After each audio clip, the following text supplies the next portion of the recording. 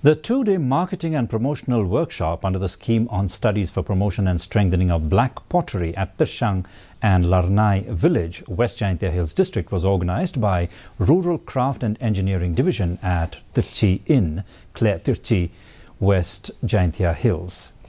The main objective of this project is to make traditional industries more competitive with more market-driven, productive, profitable and self-sustained employment for traditional industry artisans and rural entrepreneurs.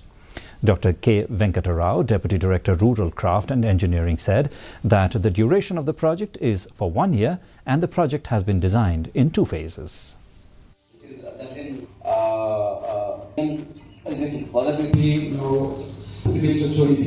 Kalong ka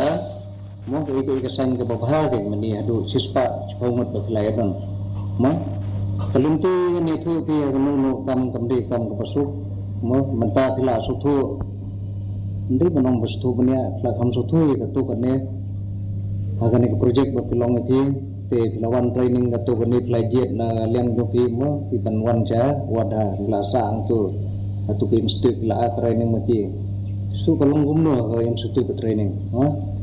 nanti kelawan sebenarnya training hani senang jongki kebaya fair na kebaya level ke no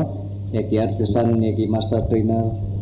nangka nangkam do kolong bagi la elam eti sekini ki exposure visit ke mo kini ki beri kuwi caka ke ki bunut bi spak ke hajar itu cluster bi kini sedang replot idon. The Shooting Association of West Garo